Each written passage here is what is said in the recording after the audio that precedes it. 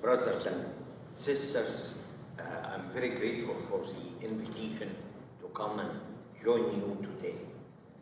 It's a great joy and privilege to be with you. I'm sure that behind our gathering here is our concern for the future of Anglicanism.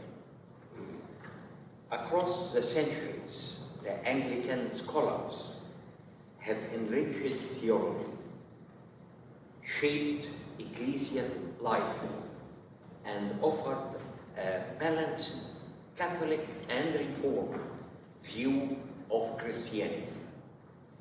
Therefore, it is important that we exert every effort to guard this great Anglican heritage. In the following minutes, I will share with you a summary of my paper on the future shape of Anglicanism. I would like to begin with a simple but important question. Can a church become sick?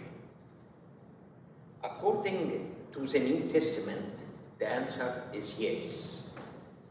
The church is described as a body, and just like a human body, it can suffer when one part of the body is wounded. We see this clearly in the early churches, in Corinth, Galatia, and the churches of Revelation, all struggling with divisions, false teaching, and moral compromise. Now, this brings us to the present time. Today, the Anglican community is experiencing a similar kind of illness, one that is spiritual, not physical, but no less serious. What was once a global fellowship of churches united in faith has become deeply divided. Over the past few decades, these divisions have intensified. Issues surrounding biblical authority, doctrine, and particularly human sexuality have created a deep tear in the fabric of the communion. The communion crisis is both theological and structural. On one hand, we have a departure from the apostolic faith in some provinces. On the other hand, we have a lack of effective structure to hold the communion together. Historically, Anglicanism described itself as a fellowship of autonomous yet interdependent churches, bound together by shared faith, doctrine, and apostolic tradition.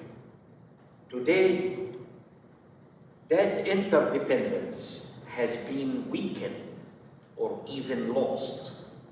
Some provinces have made unilateral decisions, especially regarding the ordination of LGBT clergy and bishops, and the blessing of same-sex unions, despite objections from the majority of the communion in the global south. As a result, the communion is no longer functioning as a true communion. This was obvious during the last Lambeth conference, when bishops were not able to have sacramental communion together. As a medical doctor, I often think of reaching a diagnosis of the illness before prescribing treatment. Reaching a diagnosis helps us to understand the causes of the illness and the ways to inhibit these causes. In the case of the torn Anglican communion, the causes can be summarized in two main ones. First, a departure from the apostolic faith and tradition.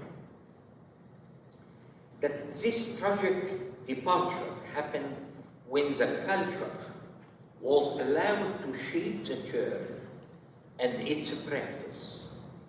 The church ignored the commandment, do not conform to the pattern of this world, but be transformed by the renewing of your mind. As a result, the church lost the heart of its identity as a light and salt in the world. The second is a dysfunctional structure. The Anglican communion lacks binding instruments, lacks conciliatory and authority in its councils, and also lacks mechanisms for accountability. Without these, unity of the communion becomes fragile and its fabric would be easily torn. Now, as we consider the treatment for our torn communion, we need to ask first, what is the foundation of our unity of faith? In John 17, Jesus prays for unity of his disciples, saying, "Sanctify them in the truth. Your word is truth." This means that unity must be grounded in truth. A unity that ignores the truth is not real unity. It is merely coexistence. Unity is not an end in itself. Unity is crucial for the church witness to the broken world around us. Jesus prayed for unity so that the world may believe that you have sent me. Unity of faith was always at the heart of Anglicanism. Gerald MacDormand, in his book, Deep Anglicanism, emphasizes that historic Anglicanism is deeply rooted in the authority of the Scripture, interpreted within the framework of the early church. Some argue that unity can be preserved simply by walking together, despite deep theological differences. But according to the Scripture, this is not true unity. The Nairobi-Cairo proposal of Iascopho that emerged from ACC focus as discussing how to mend the communion, focus on shared leadership on the communion as a way of sorting out the communion crisis, but unfortunately ignored the importance of the unity of faith. This is why proposals like the Anglican Covenant suggested in the Windsor Report were so important.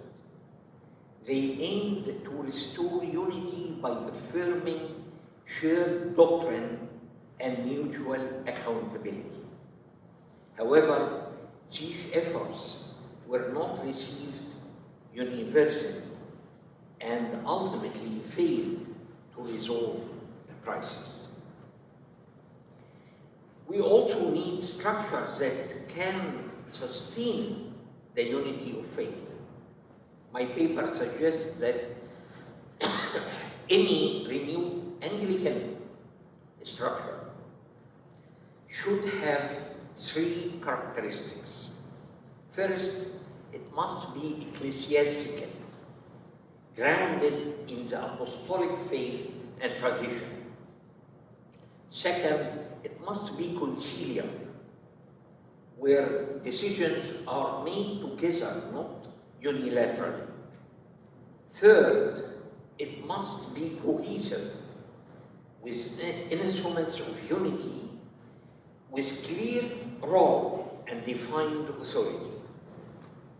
Such a structure, together with unity of faith, can hold the communion together for ages.